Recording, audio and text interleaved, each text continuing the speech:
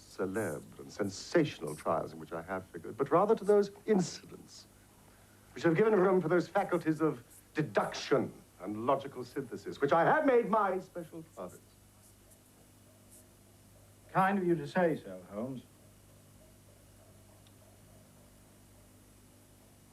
You have erred, perhaps.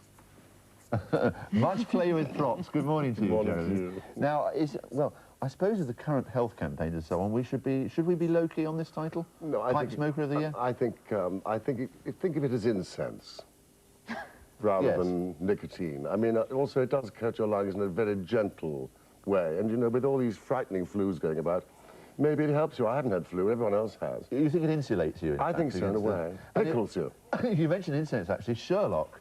There was a dark side to Sherlock, and one of the things... Was it opium that Sherlock Holmes actually... Cocaine. Cocaine. And opium. And opium. Well, then it was like snuff.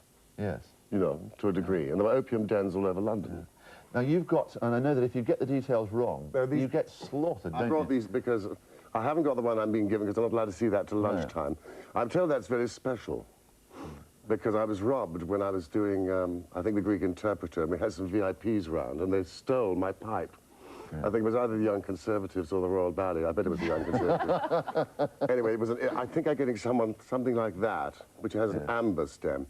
This is the one that he smoked. This is all in the books, in the Copper Beeches. That's a lovely pipe, and you can gesture with it.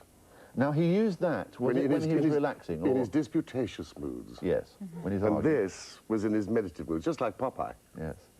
That's great, isn't and it? And that you hold there, because it gets very hard, you hold it by the base.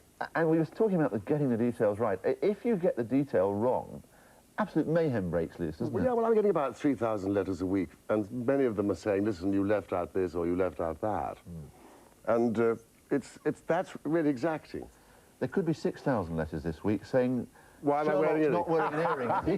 Well, I tell you exactly why. I found it on Clapham Common, which is near where I live, and I found it just before Christmas, and I thought that must be for me. It's my Christmas present from somewhere. So anybody watching who's lost a ring on Clapham Common...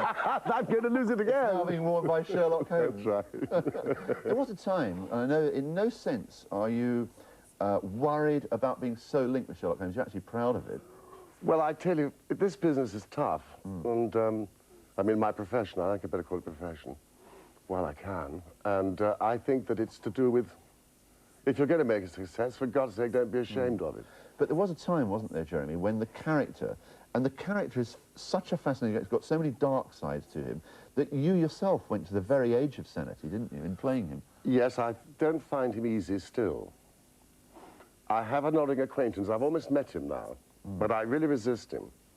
I saw him on the other side of the street when I started to work on him. Yes.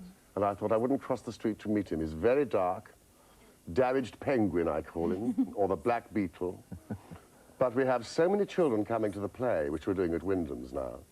And I never thought children would come. I didn't think children ever read it or even thought about Sherlock Holmes. But they're coming and they think of him as kind of Batman or Superman. I don't understand it. Yes. So I'm having to really rethink. I mean, I've been so subjected to him, Mike, that I'm having to rethink him myself now. And I see him less threatening, and I'm not frightened of him anymore. And I was, and you're right, I was ill, of course. How much has it invaded your life? Because there's such enormous interest. There are all these Sherlock Holmes fan clubs and so on. And you must be recognised wherever you go, and people want you to be him. I have to be honest, I love it. They don't really. They want Jeremy. And that's the great relief. And I think that's, funnily enough, to do with something very beautiful in this country. I think people have compassion, actually. And I think that because I've been ill, people are very aware that I've had a battle. And I think they're kind to me. They really are. People on buses are kind to me. And I walk among the blessed. Yes. You say that you've been ill. Wouldn't that really make you want to give up this whole smoking lark? Or are you not really one of these health fiends? The thing is that it's getting back on the bicycle. And in 1986, when I was ill, I got back on the bicycle in 87. And that was to get myself through it. Now we have the play, which is an enormous success. And we're taking it to the States, and we're taking it to China, and we're taking it to Japan, Australia.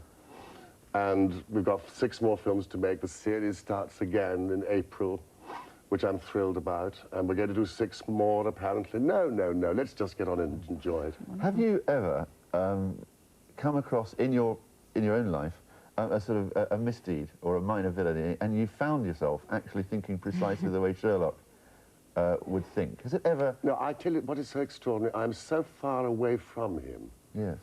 And that's why I think it... I mean, acting is not like being a sponge, at least I think it is. You take yourself, you learn, do all your research on the part, like, say, Sherlock Holmes. You then drain the liquid of yourself out, and you draw the liquid into the character you're playing.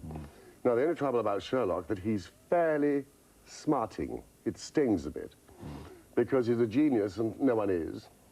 He's on the darker side of the moon.